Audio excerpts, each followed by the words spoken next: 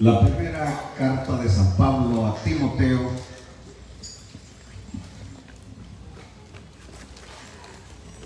en el capítulo 1, el versículo 1.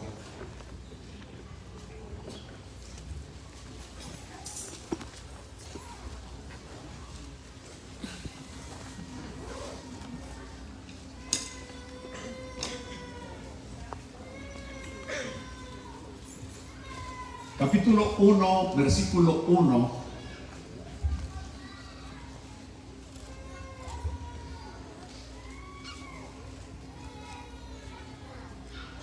Y la bendita palabra del eterno Dios dice, nada más en las dos primeras palabras: Pablo, apóstol. Nada más, Pablo, apóstol. Y no vamos a tocar la palabra apóstol, solamente vamos a tocar Pablo nada más. De ahí vamos a sacar toda la comida para esta noche. Así que, Padre, gracias por darnos la oportunidad de meditar en tu santa palabra.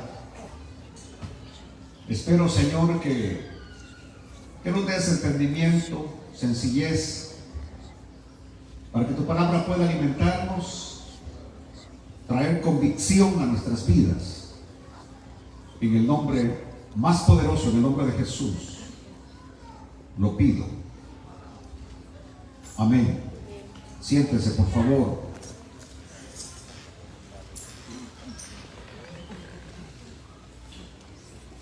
Hoy vamos a hablar sobre un hombre excepcional, el apóstol Pablo. No hablaré sobre apostolado porque ese es un tema que quiero, si Dios me lo permite, desarrollar el próximo viernes, cuando estaré a la luz de la palabra, mostrando si hay apóstoles o no hay apóstoles en el día de hoy. Pero en el mensaje próximo no solamente tocaré sobre la verdad bíblica, si existen personas que se deberían llamar hoy apóstoles, pero hablaré sobre aquellos que aún conociendo las escrituras se congregan con este tipo de personas falsas.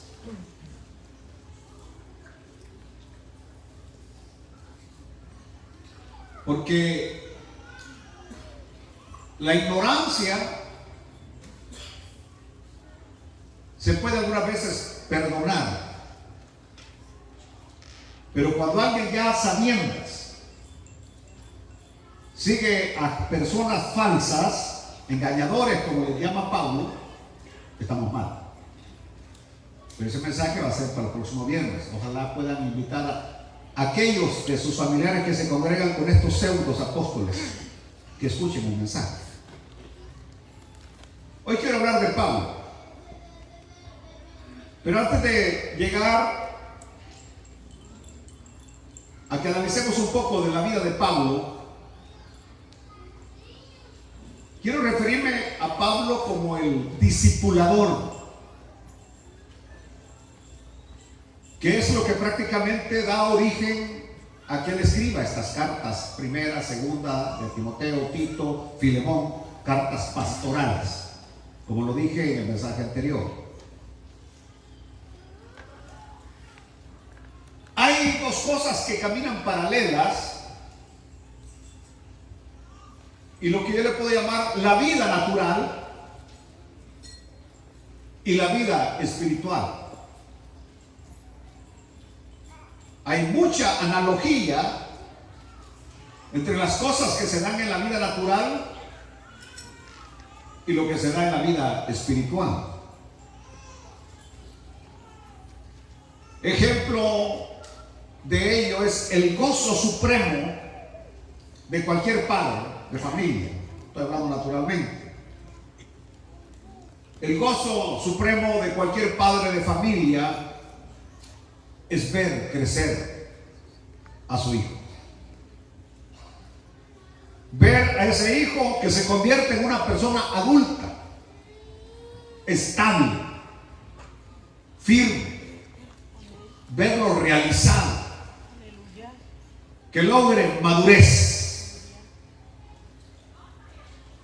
Y todo el esfuerzo que nosotros hacemos como padres, trabajar, como cristianos, orar y con paciencia esperar,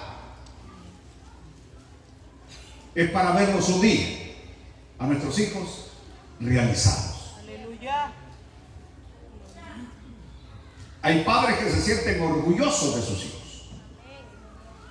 Hay otros que no se sienten muy orgullosos de sus hijos. Yo tengo un padre que él se siente muy orgulloso de sus hijos. Él, cuando habla, levanta el cuello y dice gracias a Dios por los hijos que me dio. Y lo dice así con orgullo, de que se siente feliz por los hijos que Dios le dio. Hay otros padres no se sienten tan felices, pero hablo que el gozo supremo de un padre es ver a su hijo realizado. En pocos días veremos las graduaciones de la high school, del colegio, y cómo se siente uno que el corazón no le cabe en el pecho cuando ve que su hijo viene con el cartoncito. Es más, ¿saben ustedes? Desde que el niño va a kinder y ya terminó kinder y viene con su primer cartón, uno se siente orgulloso, que apenas pasó kinder, y uno se siente orgulloso que ya viene graduado del kinder. Luego vendrá la escuela, la high school, y ¿qué se siente de alegría cuando los hijos le están recibiendo su diploma? Ya son bachilleres, ya graduaron de la high school. Cuando van al colegio, es orgullo. Pues bien, esto también es cierto en la vida espiritual. En la vida espiritual. No hay mayor gozo que un padre espiritual que engendre hijos espirituales. Y ver que esos hijos espirituales maduran. ¿Saben cómo es esto? Por ejemplo, como cuando nosotros tenemos nuestros hijos naturales, nosotros nos gozamos cuando ese niño va creciendo, que va con su cuerpo sólido, fuerte.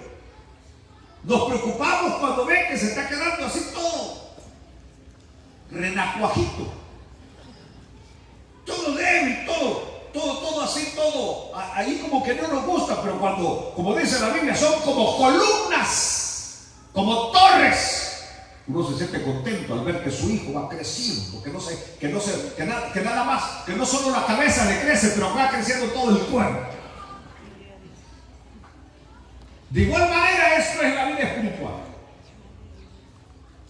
Porque, lamentablemente, hay hermanos que han pasado años y años y años y años y años.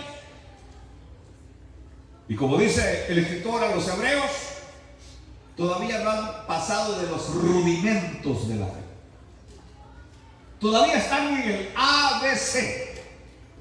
Todavía están cantando aquel canto de primer grado, ahí viene la A, con sus dos patitas y no sé qué, ahí viene la E, ahí viene la I. Así están todavía cantando. Los pollitos dicen pío, pío, pío. No han avanzado, no han crecido. ¿Y qué es lo que pasa cuando no crecemos? Cuando vienen esos momentos difíciles en la vida, tormentas de la vida, nos desintegramos. Somos como el azúcar cuando le cae el agua, nos desintegramos porque no hemos alcanzado madurez. Pablo no solamente alcanzaba almas, pero Pablo les enseñaba para que alcanzaran la madurez espiritual, que llegaran a imitar las virtudes que él tenía, la entrega que él tenía a la obra del Evangelio. Eso es lo que Pablo quería. Y por eso cuando le escribe a Timoteo en la segunda carta En el capítulo 2, versículo 2 le dice: lo que has oído de mí ante muchos testigos, esto encarga a hombres fieles que sean idóneos para enseñar también a otros.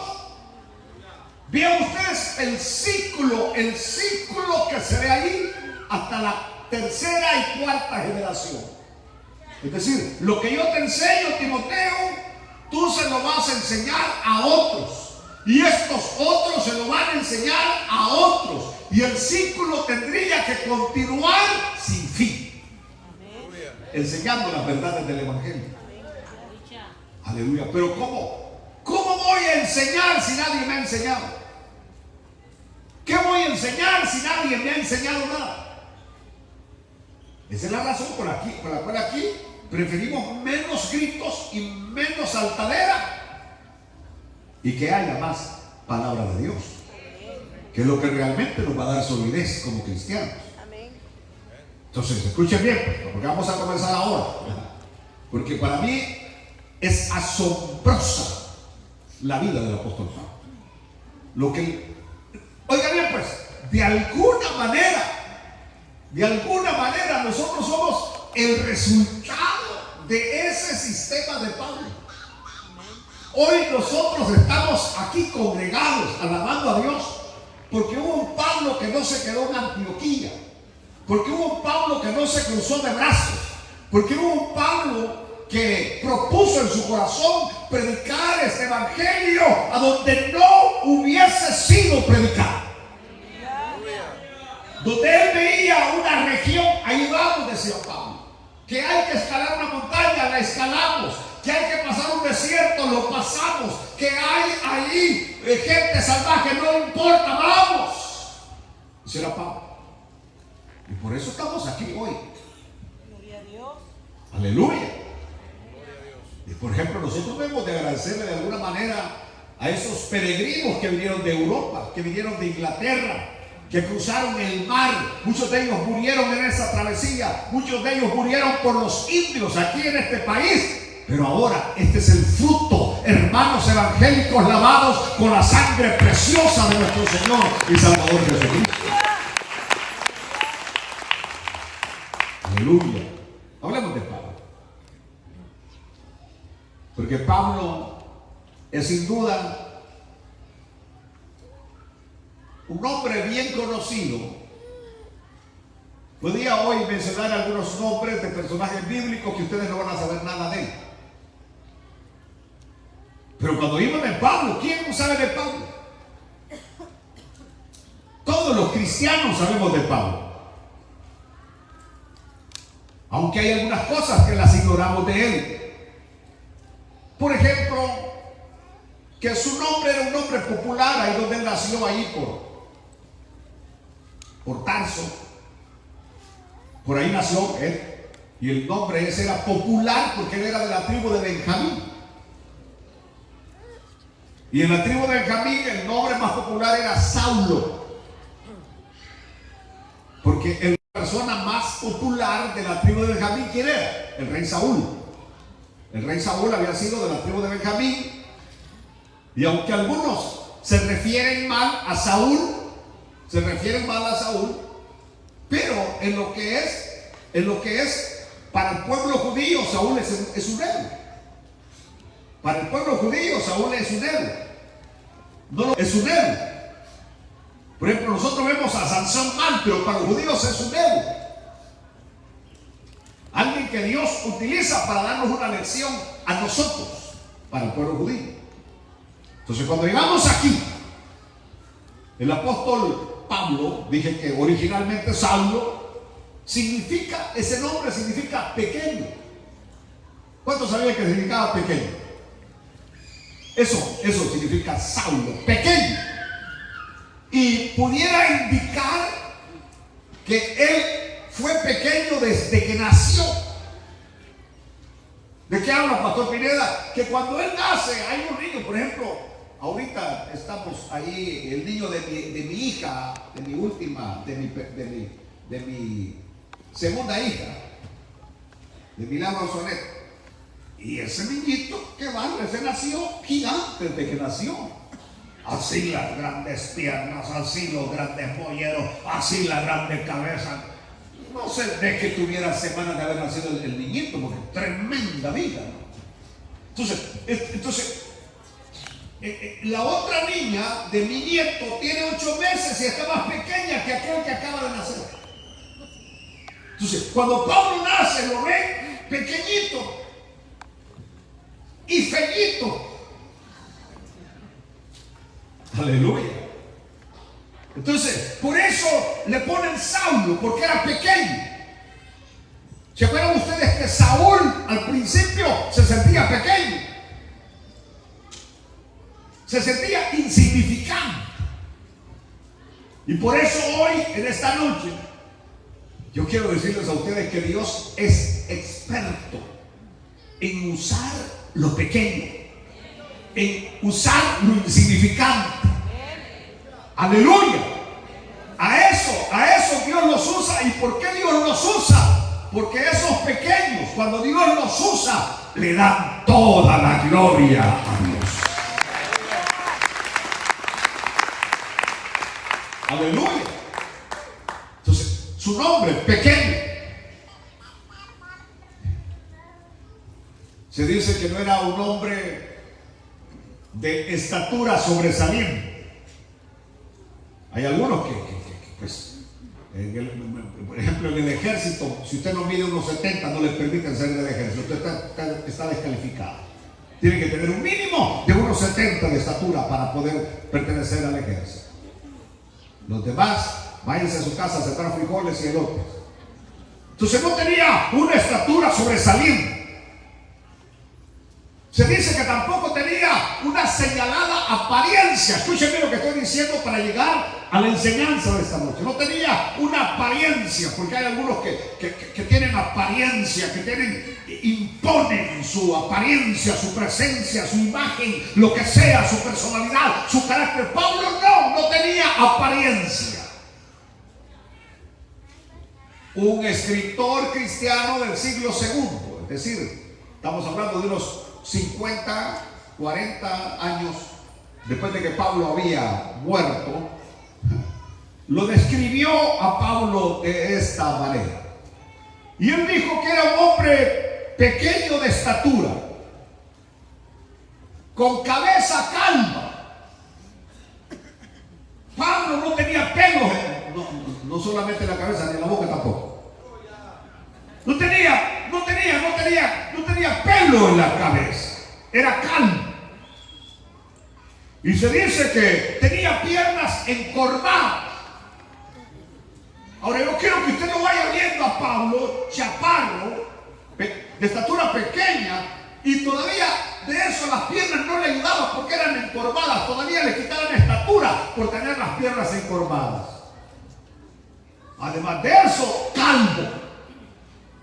Dice que tenía las cejas tupidas. Es decir, secudo, pues. Llena la ceja. Así lo describe este escritor. Cejas con cejas tupidas. Y una nariz, dice, un poco en forma de gancho. Es decir, pico de lora. ¿Están viendo ustedes a Pablo? Que físicamente... Por eso creo, no es que Pablo dijo yo quisiera que los hombres se quedaran como yo, porque Pablo había quedado, se supone que había quedado viudo.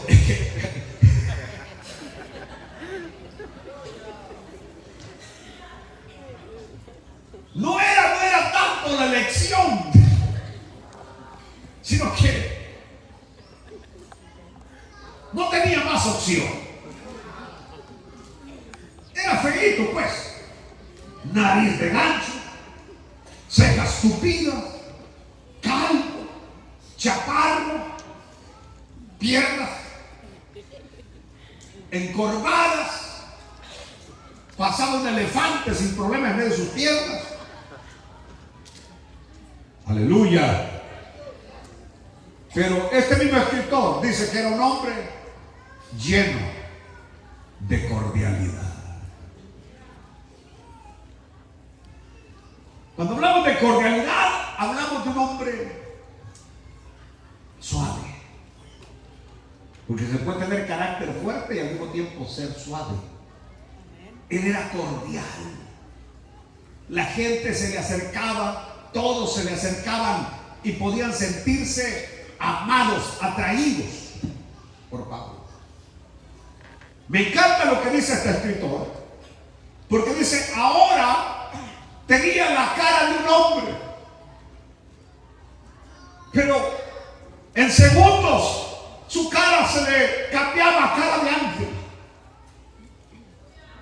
Es decir, un hombre único, que de repente se le veía como un hombre común, como un hombre cualquiera, pero que en un instante su rostro empezaba a irradiar, que la gente veía en el rostro de Pablo ese rostro con nariz puntiaguda de gancho, ese hombre con cejas tupidas, ese hombre calvo, su rostro empezaba a resplandecer como el de un ángel. Ese era. Increíble. Aleluya. Sus adversarios allá en Corinto, ¿se acuerdan ustedes? Estos adversarios que querían humillarlo y decían de Pablo, las cartas son duras y fuertes, mas la presencia corporal de él es débil y la palabra menospreciada. Es decir, hablaban mal de Pablo. ¿Saben ustedes que Pablo no era elocuente? ¿Saben ustedes que si ustedes hubieran estado en un mensaje de Pablo se hubieran quedado dormidos como Tiquico o Eutico, la cosa, ¿no? Se hubieran quedado dormidos porque dicen que era tedioso para hablar. Es decir, no era elocuente. Por eso cuando Apolos llegó y el mismo Pablo reconoció que Apolos era un predicador elocuente, de esos que uno puede escucharlos 1 hora, 2 horas y uno está sentado y oyéndolos. Pero Pablo no tenía esa palabra, ese tipo de... No lo tenía. Porque Pablo les metía no ice cream. Pablo no le venía a dar chetos. Pablo les daba comida sólida. Porque decía Pablo, ya basta de darles leche. Ya basta de decirles queridos, hermanitos lindos, preciosos. No, ahora venía Pablo y me lo Cristo sea formado en ustedes.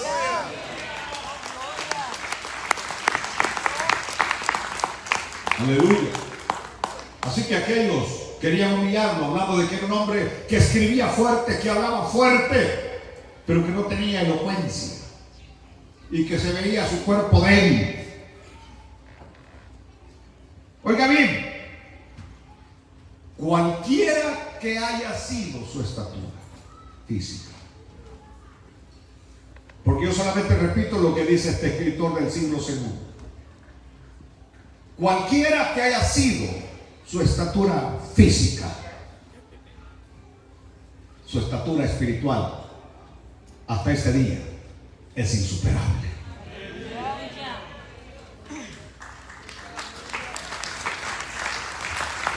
Pastor, ¿de qué habla? Por ejemplo, cuando nosotros analizamos la historia de la iglesia, han habido tremendos hombres.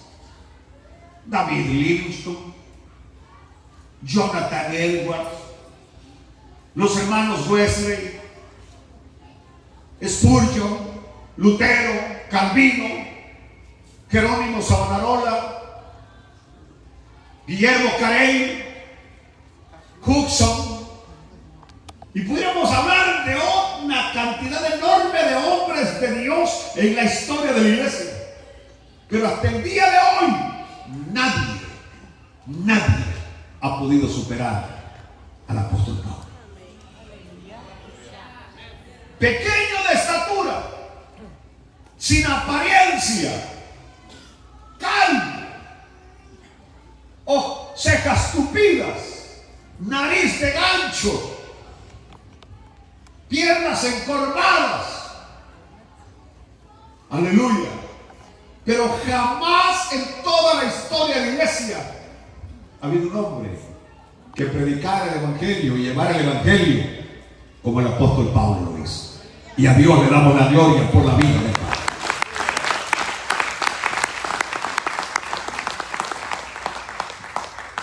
Aleluya. Aleluya. Fue único en la historia de la redención. Por eso Cristo dijo: instrumento útil me es este. Dios sabía cuando le escoge por qué lo escoge. Hoy en la tarde, mientras escribía, me pregunté si no hubiera leído Pablo, si Pedro hubiera hecho lo que Pablo hizo, si Andrés hubiera hecho lo que Pablo hizo, si que Tomás o Felipe o Bartolomé o Mateo hicieron lo de ellos. Cada uno hizo su parte, pero lo de Pablo es insuperable. ¿Lo están entendiendo? Él es el responsable de la difusión inicial del mensaje del evangelio por todo el mundo gentil. En los siguientes 30 años después de la resurrección de Cristo, este evangelio había inundado todo el imperio romano. Este evangelio había llegado hasta la China. Este evangelio había conquistado todo el norte de África, América, porque no se conocía todavía.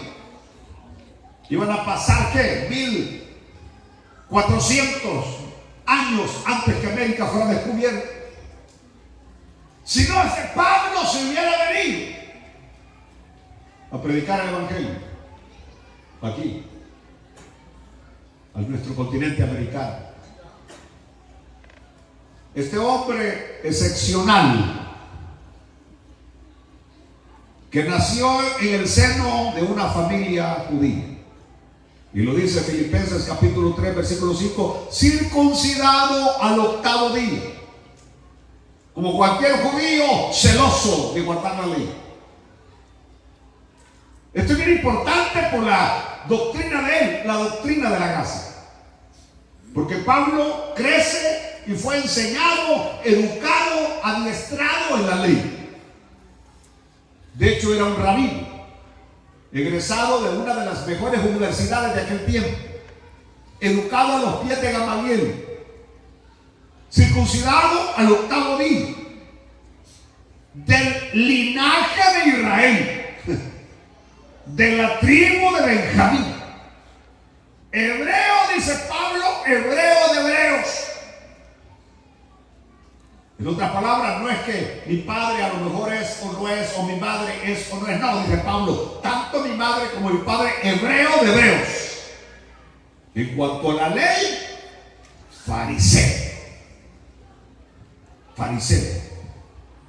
Está Pablo hablando de sí mismo, que nace en una familia judía.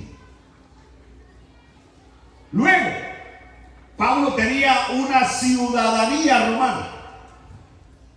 Y esto es interesante, porque Pablo en aquel tiempo, mire, tener una ciudadanía romana es como tener hoy la ciudadanía americana. Pero aquí hay varias maneras de obtener la ciudadanía americana. La más fácil es casándose con alguien que tenga papel. Ahí está sencillo y se lo lleva el diablo por andar haciendo eso. Porque sin amor el hogar jamás va a sobrevivir o prevalecer. Pero es la manera más. ¿Se tiene papeles? Le doy 10 y todavía me duermo con usted un par de días. Por papeles. Aquí, por ejemplo, por amnistía o por cualquier otra cosa, no, en Roma no, la persona tenía que tener un nivel académico, intelectual, para poder optar a la ciudadanía romana, o nacer dentro de las ciudades del imperio, así como alguien que viene de allá y nace aquí, ciudadano americano. Entonces Pablo era ciudadano romano. Y lo dice ahí en el capítulo 22, versículo 25 al 28 de Hechos. Pero cuando le ataron con correas, Pablo dijo al centurión que estaba presente: ¿os es lícito azotar a un ciudadano romano sin haber sido condenado? Y dice que empezaron a temblar cuando se dieron cuenta que Pablo era un ciudadano romano. Voy a aclarar esto, lo dije aquel día y quiero aclararlo hoy de nuevo. Su nombre hebreo era Saulo. Su nombre hebreo. Su nombre romano, Pablo. La gran mayoría de judíos tenían un nombre. Hoy que venga Gary, pregúntele a Gary cuál es su verdadero nombre judío y el verdadero apellido de ellos, judío. Tengo entendido que Gary es de la tribu de Leví. Tengo entendido. Pero el nombre de él, se van a extrañar cuando le digan cómo se llama. Serapi.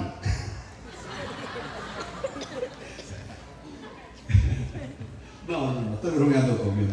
Pero el nombre del judío es uno. El nombre Lee fue un apellido que ellos agarraron para poder huir de la Santa Inquisición. De la Santa Inquisición. Para huir de la muerte.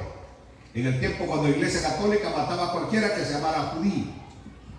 Pero bueno, avancemos. Entonces tenían un nombre hebreo, el nombre hebreo, y un nombre romano. El nombre hebreo era Saulo y el nombre romano era Pablo. Recordémonos que él era miembro de ¿cuál tribu dice Pablo que era? De la tribu de Benjamín. ¿Y por qué se llamaba Saulo? ¿Por qué se llamaba Saulo? ¿Por qué? Porque el héroe de la tribu de Benjamín era el rey Saúl. Que antes de que Saúl perdiera el paso, Saúl era un tremendo rey, buenísimo rey. Eso está como a nosotros, allá en nuestros países, México, Guatemala, El Salvador, que nos traban José. Y todo por el catolicismo. ¿Quién no se llama José en nuestros países? ¿Quién no se llama María? José, María. Muchas veces ponemos los nombres de acuerdo al héroe que hay en cada país. Van allá a Rusia, se llaman Iván. Y etcétera, etcétera, etcétera. Aleluya. Está como ahora en El Salvador, a todos los niños les quieren poner allí.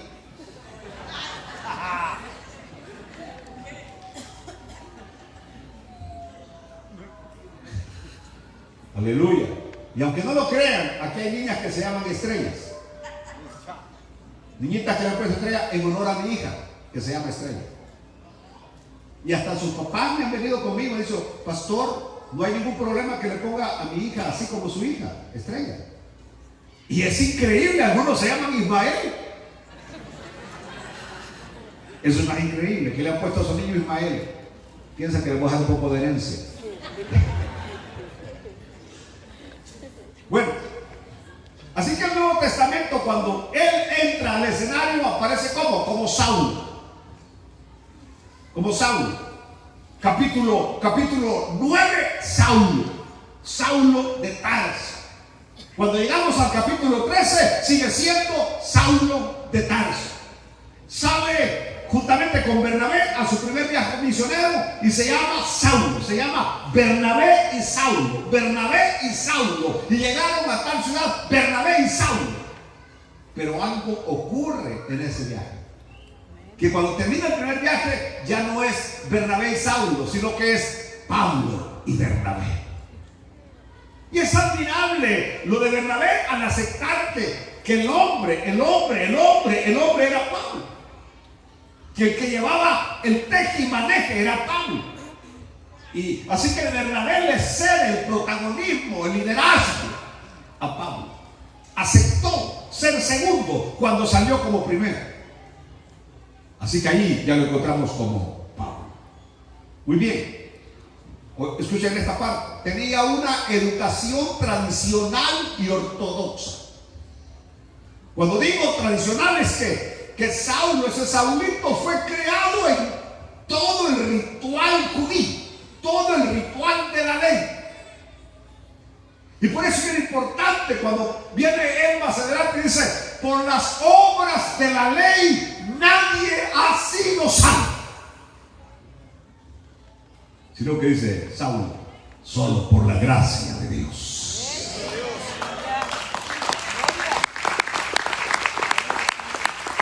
Yo creo que a él le ocurrió como a muchos de nosotros, que intentamos por nuestros propios esfuerzos querer agradar a Dios y nunca lo logramos. Intentábamos ser muy rectos y muy buenos y siempre fracasábamos. Hasta que nos dimos cuenta que la vida cristiana se vive por gracia, por la gracia nada más. Entonces cuando hablo de esta educación tradicional y ortodoxa, y que Pablo se describe, como dije antes, circuncidado al 8º día, es decir, celoso de guardar la ley. Pero más que eso, era un fanático, comprometido, como un devoto, celoso del judaísmo.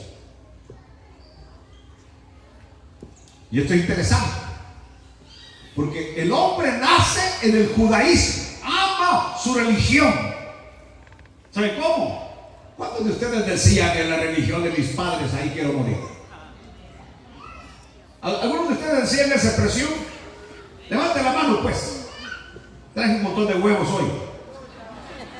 Decían ustedes, en la religión de mis padres ahí quiero morir. ¿Y cuál era la religión de tu padre? ¿Que se iba a meter todos los domingos a la cantina? ¿Cuál era la religión de tus padres? ¿Que se iba al prostíbulo todos los domingos? ¿Cuál era la religión de tus padres? Machetero, pistolero, maltrataba a tu mamá, la arrastraba por las calles y tú todavía decías que la religión de él quería morir. Y creí. Hasta que el Señor abrió nuestros ojos y nos mostró que la religión de nuestros padres estaba equivocada. Que el evangelio no es religión, sino que el evangelio es el poder y el medio de Dios para salvar al hombre y llevarlo al cielo. Aleluya. Así que Pablo era fanático. Y ustedes, aquí es donde ven a mí, defensor ahora del evangelio. Cuando yo llegaba con mi sotana a mi lugar, o a los lugares donde me enviaba el obispo, ¿saben a qué llegaba? A prohibirle a los fieles católicos que recibieran a los evangelios. No nos dejen entrar a los aleluyas. Esos son protestantes, decía. Son protestantes. No los dejen entrar para que su casa no se contamine. Así que pongan un letrero que diga, aquí no se permite propaganda evangelio. Mándenlos al diablo. Ese era yo, enemigo del evangelio. Aún antes de entrar a estudiar para sacerdote hice cosas que hoy me avergüenzan. Las que hacíamos con un primo mío que terminó desaparecido, que cuando llegaban los hermanos a hacer culto a mi lugar, ¿sabe qué hacíamos nosotros? Agarrábamos semillas de aguacate. Y como teníamos una puntería terrible, ¿y qué hacíamos? Que cuando empezaban a orar y empezaban a temblar y empezaban a hablar en lenguas, agarrábamos la semilla en el mero lomo, semillas de aguacate. Y los hermanos, cuando les caían los semillazos, decían ¡aleluya! Como que sí, deme más. Sí, porque él decía más. Aquí te va otra, el que pedía más. Éramos terribles. Y según nosotros hacíamos bien al hacer eso. Hacíamos bien. Luego inventamos otras cosas, que no le puedo decir, otras cosas que hacíamos con mi primo, para hacer nosotros espantar a los evangélicos de ahí de nuestro lugar. Por eso, cuando ya el Señor me llamó a mí a ser evangélico y a ser cristiano y a ser pastor, Dios mío, yo tuve que pagar algunas de las que hice.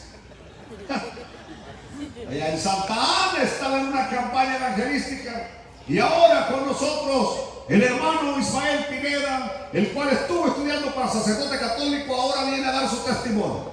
Y empiezo yo a hablar cuando de repente de la oscuridad solamente vi algo que venía volando. ¡Pam! Se me espalda una gran pedrada.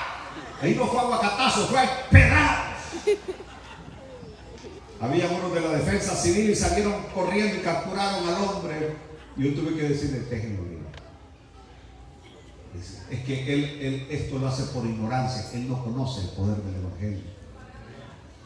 Otra vez estaba haciendo un servicio fúnebre en Aguizal.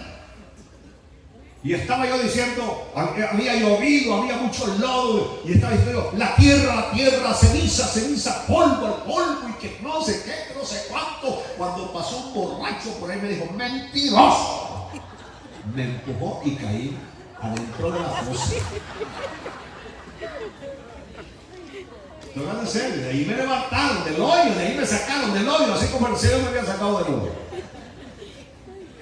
En otra ocasión me iba con mi Biblia. Yo estaba jovencito y era bien guapo.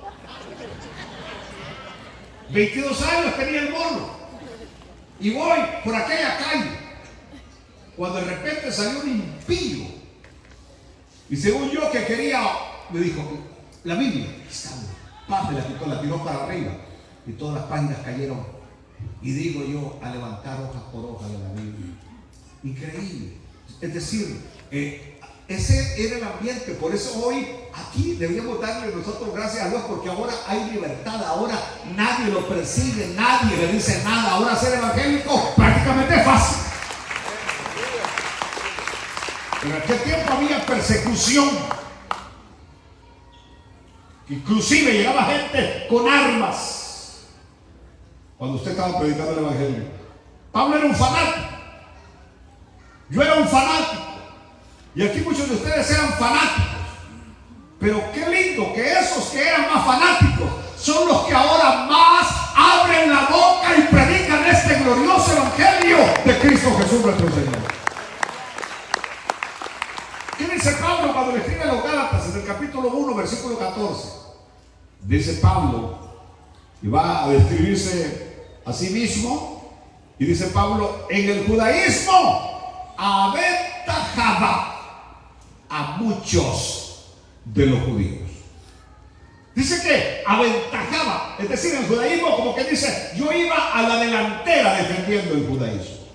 Lo dice Pablo cuando le escribe a los Gálatas en el capítulo 1 y el versículo 14. ¿Recuerdan ustedes? Allá en el capítulo 8, versículo 1, bueno, leamos Gálatas. Y en el judaísmo aventajaba a muchos de mis contemporáneos en mi nación, siendo mucho más celoso de las tradiciones de mis padres. Allá en el capítulo 8, versículo 1, lo vemos a Pablo participando en el asesinato de Esteban. Y ahí así es como Dios obra y así es como Dios actúa. Dios es maravilloso, cómo trabaja, cómo hilvana todo, cómo Dios lo va llevando. Porque ¿qué fue lo que vio Pablo en ese día? Pablo era un erudito, Pablo era un rabino, era un hombre estudiadísimo. Esteban, por el contrario, era alguien del vulgo. Esteban no tenía letras, Esteban no era preparado. Pero cuando ese día Esteban abrió la boca y empezó a hablar y dar el mensaje desde Génesis hasta el tiempo que Cristo había sido crucificado, con una exactitud y con una autoridad tal que los judíos no pudieron soportar lo que Esteban estaba diciendo. No pudieron soportar la palabra y empezaron a apedrear. Y Saulo, en ese momento Saulo está viendo el momento. Las ropas las han puesto a los pies de Saulo y empiezan a apedrearlo. Y ve Saulo que de la boca de Esteban no sale ni la más mínima maldición, no sale ni la más mínima murmuración, sino que al contrario viene, dice que el rostro se le iluminó a Esteban y dijo: veo los cielos abiertos y al Hijo del Hombre sentado a la diestra del Padre. Padre, no les tomes en cuenta este pecado. Y Esteban expiró.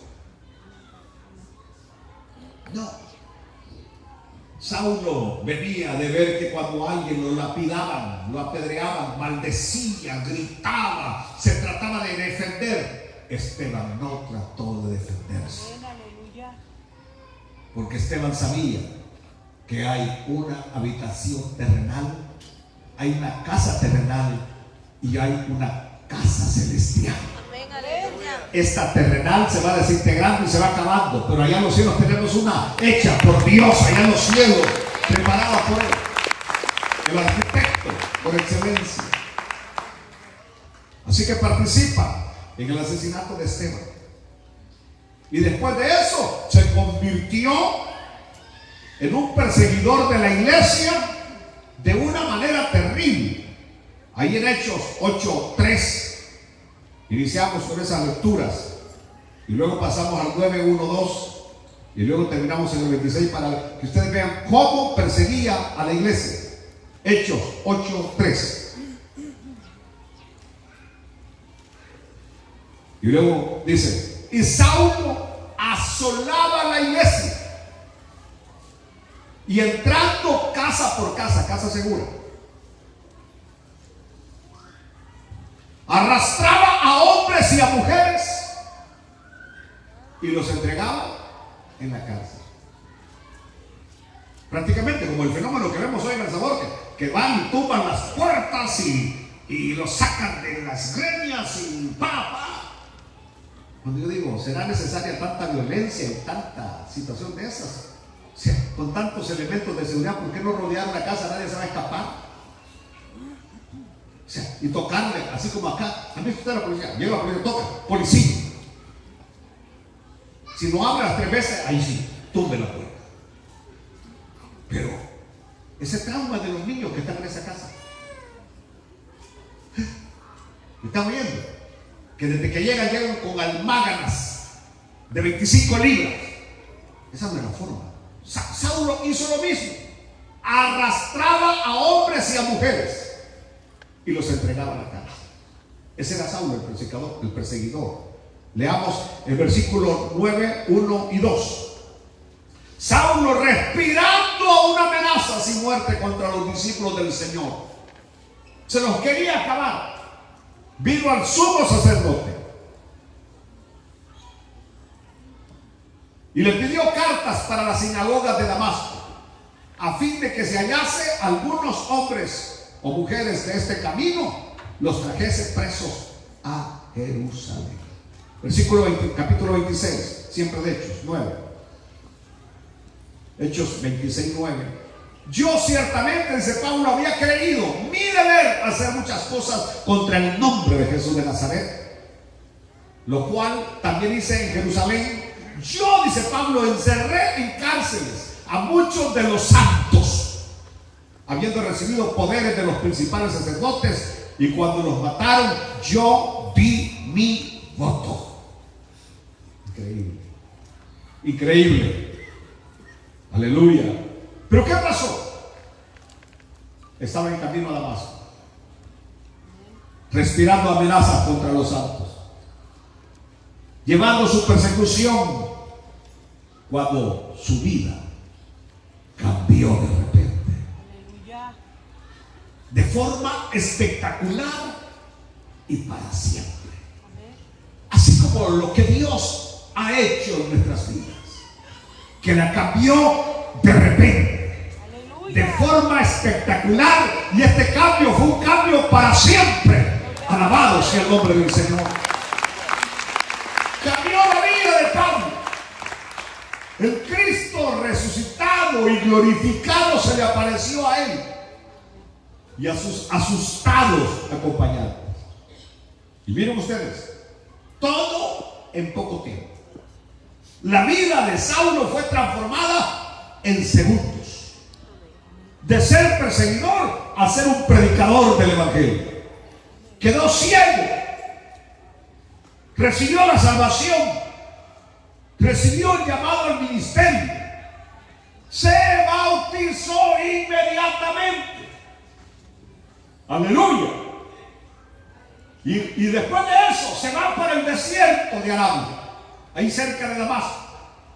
Ahí se va a recibir instrucciones del Señor, porque tal como lo dice a los Gálatas, el evangelio que predico, dice Pablo, no lo recibí de hombres, sino que lo recibí del cielo, lo recibí del Señor por revelación de Dios. Ahí estuvo Saulo con aquel que se le apareció, con aquel que lo llamó, con aquel que lo transformó en el desierto.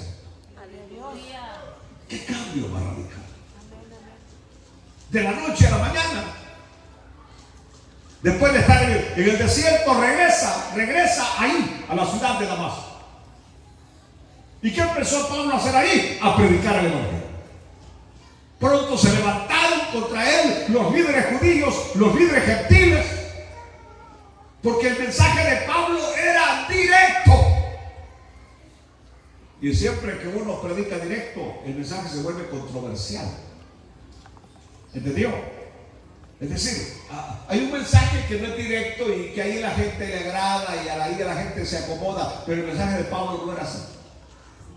El mensaje de Pablo era directo. No puede ser salvo por la religión, no puede ser salvo por las obras. La única manera es aceptando a Cristo como Señor y Salvador de tu vida solamente. Y que solamente vienes a Él si Él te escogió para ser salvo. Escapó para Jerusalén, porque allá estaba la cuna de los apóstoles. Ahí estaban los apóstoles de Jerusalén. Y qué increíble, cuando llega a Jerusalén, él piensa que lo van a recibir con los brazos abiertos. Aleluya. Yo ya les he contado esto, pero se lo voy a contar una vez más. Al principio de mi vida cristiana, no solamente fue difícil al haber sido despreciado por mi familia y haber cambiado mi vida en 180 grados, sino que también recibía de los mismos evangélicos oposición. Más de alguna vez escuché comentarios como: ¿y no será que el hermano Pineda es un infiltrado de los jesuitas en la iglesia evangélica? Y eso me destrozaba mi alma y mi corazón, porque decía: ¿en manos de quiénes he venido a caer? Dios mío, que en vez de que estuvieran dándole gloria a Dios de que el Señor me había rescatado de esa vida religiosa, dudaban de mi conversión, dudaban de que yo era un genuino evangélico. Y escuché más de una vez: no será un infiltrado. Aún mi mismo compañero de evangelismo, un pastor de Houston, más de alguna vez que se expresó de esa manera: no será un infiltrado, pensando que yo estaba dormido. No será que Israel es un infiltrado de la iglesia católica, porque yo he leído el libro de Alberto, decían, de Alberto, el obispo jesuita, que ni fue ni obispo ni tan siquiera nada, y que decía que habían infiltrado. Y es cierto, sí hay infiltrados. Aleluya.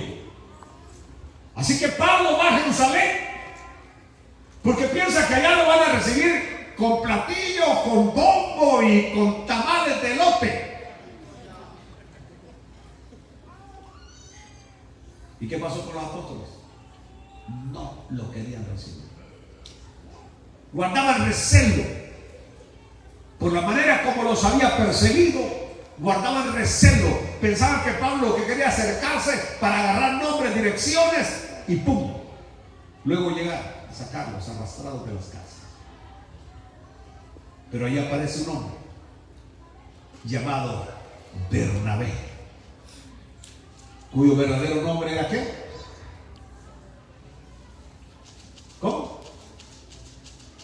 Bernabé, con un ministerio tremendo. Y por medio de Bernabé logra acercarse a los apóstoles. Dice Pablo que el único que vio fue a Pedro, nada más. No pudo ver a los demás. Luego lo vemos yendo a ayudarle a Bernabé a la iglesia de Antioquía. Se va como colaborador y termina siendo pastor de la iglesia de Antioquía. Ahí está en Antioquía, cuando en el capítulo 13, versículo 1, aparece el Espíritu Santo con estas hermosas, maravillosas palabras del capítulo 13, versículo 1: apartadme a Bernabé y a Saulo para la obra que los he encomendado. Alaben a Dios.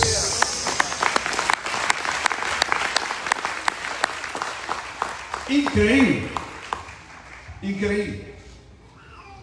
La obra que los he encomendado. Aquel hombre que castigaba, que forzaba a blasfemar, que se enfurecía sobremanera contra ellos, ahora lo vemos llevando el mensaje de la cruz a todo aquel que lo necesitaba. Aleluya. Eso es lo que Dios hace. Y siempre yo diré que algunas veces alguien puede pensar que es una bendición nacer en el Evangelio, y no lo es. Porque la persona que nace en el Evangelio como que siente que no tiene nada que agradecerle a Dios, porque no prueba mundo, no prueba esa vida diabólica que muchos de ustedes probaron.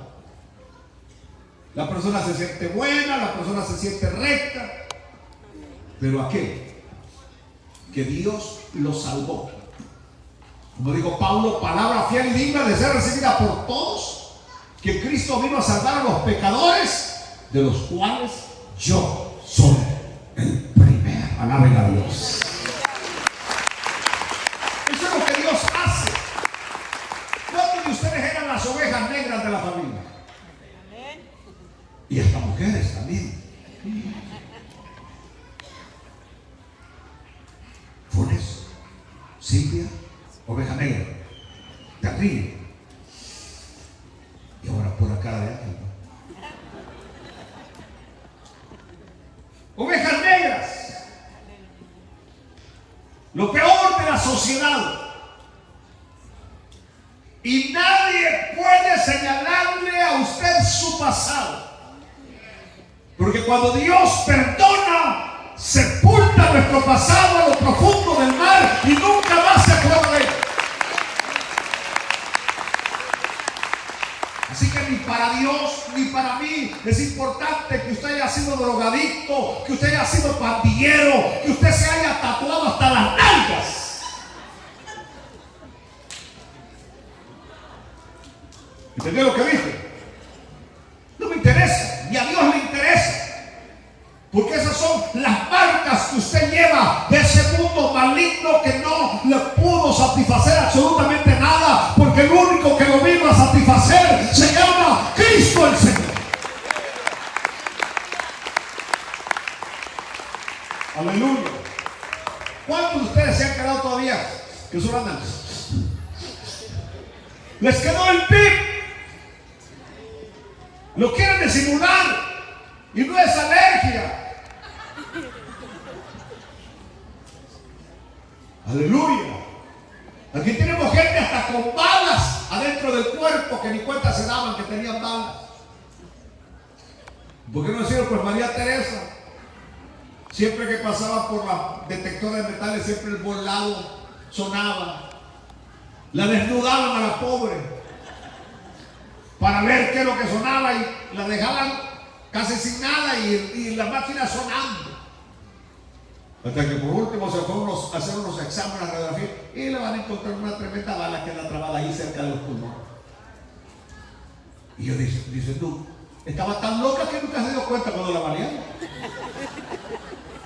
Imagínense cómo estaba de directa, para que no se diera cuenta cuando le metieron la bala. Aleluya. Así que estos vasos que antes eran de deshonra, ahora son vasos de honra para la gloria de Dios. Y el hombre no puede desmerecer lo que Dios ha hecho. Y por eso hoy, por ejemplo, yo le digo a pastores, tengo 4 pastores amigos míos detenidos en El Salvador, porque en el tiempo pasado ellos anduvieron en grupos de pandillas.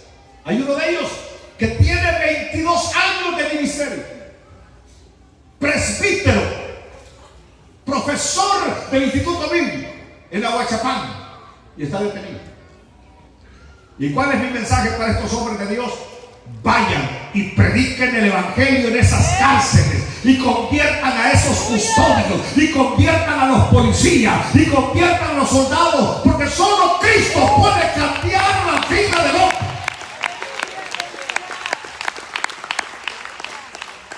Y no me cansaré de mandar un mensaje. Ninguna cárcel cambia a nadie. Los golpes no cambian a nadie.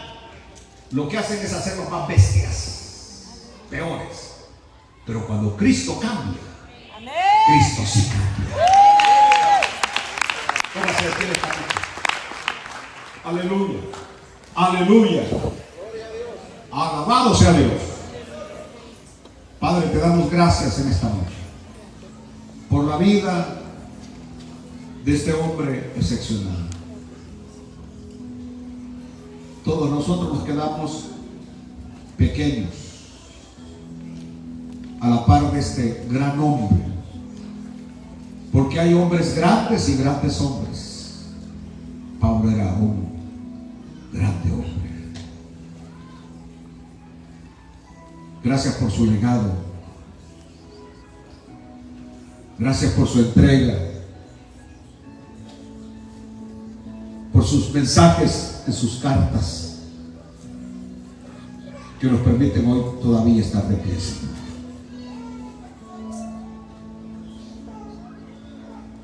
Algún día vamos a tener el privilegio de ver a Pablo. Algún día vamos a ver a Pablo, pero no lo vamos a ver ya con la cabeza calva, ni con sus piernas encorvadas. Vamos a ver a Pablo transformado allá en el cielo. Cuerpo glorioso.